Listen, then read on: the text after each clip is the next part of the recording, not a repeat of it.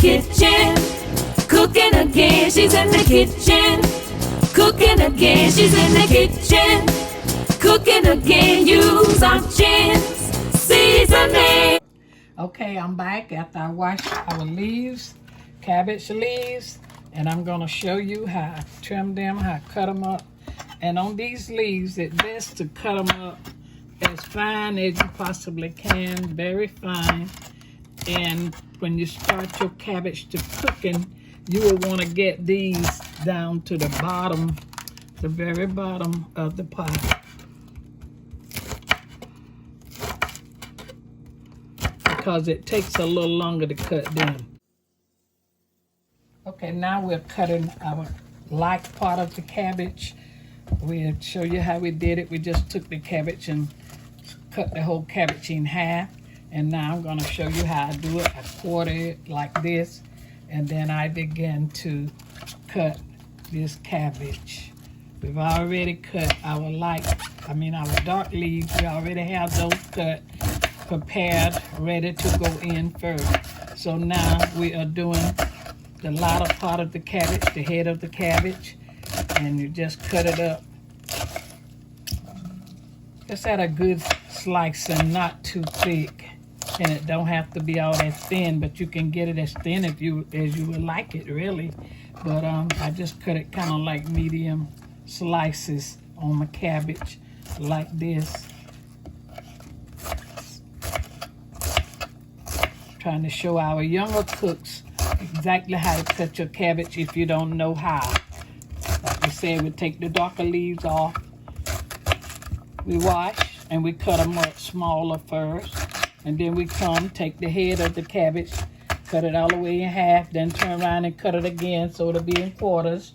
And then you turn around and slice it up the way I'm slicing it now.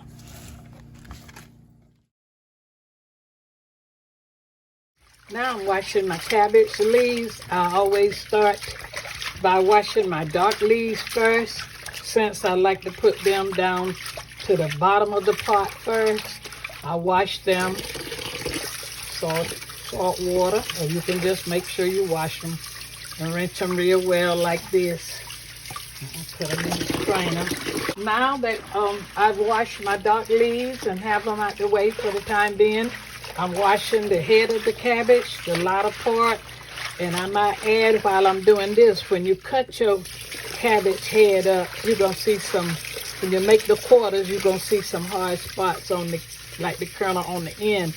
Be sure and take that out. Do not use those hard corners of your head.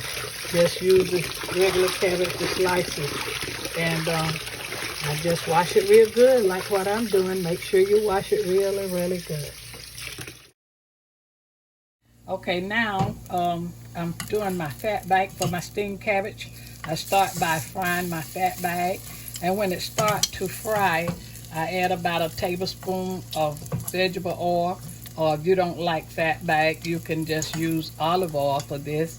And you just fry the fat bag, not quite all the way done, but like I have it now, just enough to let the seasoning get through the oil real good. Now that we have finished washing our cabbage, we're ready to proceed with our cooking. Now when we fried our fat bag, this is the way it looked.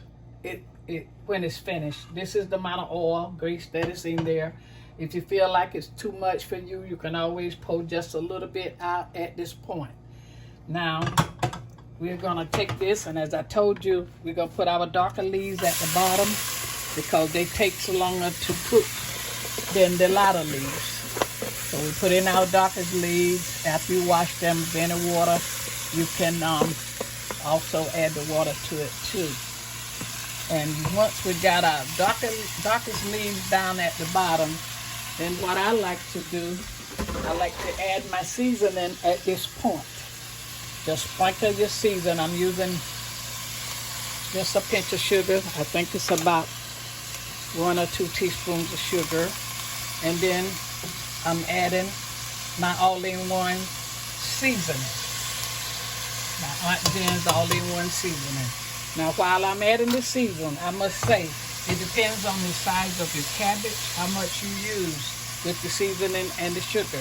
Like this is a kind of not very small, kind of medium size to a larger head of cabbage. So I started off with this tablespoon of Aunt Jen's seasoning. And then I think I started off with 2 teaspoons. That's what I did. So if you feel like you need more, you can always taste it and add it along and along. Once I have my green leaves in the bottom, my seasoning on top of that, then I started adding the white. You don't have to wait, because remember, the dark leaves is already cooking at the bottom, so they'll be tender along with the rest of the cabbage. Keep in mind that cabbage makes its own water. You don't need to add a lot of water to the cabbage, because the water, after you wash it, the water that is left, it's going to help also to moisturize the cabbage. So you put all your cabbage in together on top of the seasoning. Just rake it right in. Put it all in. And then if you feel like you want to add just a drop of water, if you're afraid it's going to burn, you can add just a drop of water to that. If not, just let it make its own water. Put your top on it and let it cook. Stir it after a while from the bottom. Wait about 5 minutes and stir it from the bottom. It'll let you see how much water is in there. Let you be assured that it's not going to burn. And then you proceed from there. Cabbage will go down. So when it starts going down, the steam begin to make it go down maybe about 1/4 or half of the way the pot. Then you know it really needs stirring from the bottom. You don't cook cabbage a long time. You ruin it. I like mine crispy, just cooked enough so that it'll be tender enough to bite, but you don't want to overcook cabbage. Cabbage that is overcooked too soft, it's not as good. So we're going to take you through this process. We'll be back. Okay, as our cabbage is cooking, we're going to go ahead on and start on our baked pork chops. We'll season it generously on both sides. You can watch.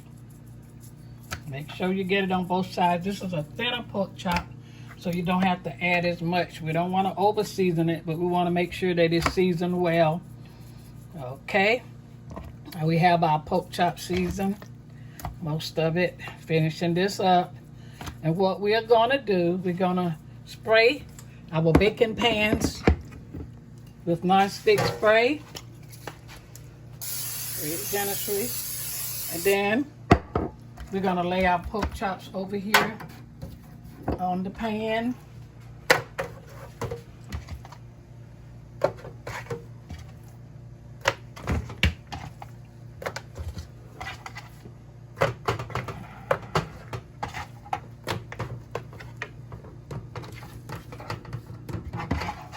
Okay, once we have it laid out on our baking pans, we're going to come back with our nonstick spray, and we're going to just spray the top. This will help it to brown. Spray the top generously, and then we're going to pop it in the oven on 400, because as I said, this is a thinner pork chop.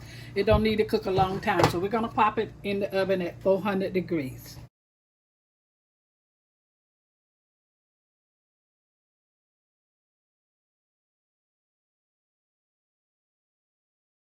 Back with our finished product. We would like to thank you for watching on tonight. We have cornbread that is going to be served with this meal, in which we probably will give you the recipe for that at a later date. God bless you. Aunt Jen's seasoning. Aunt Jen's seasoning. She's in the kitchen, cooking again. She's in the kitchen, cooking again. She's in the kitchen, cooking again. Use Aunt Jen's seasoning. Order your Aunt Jen all-in-one seasoning now at auntjen.com.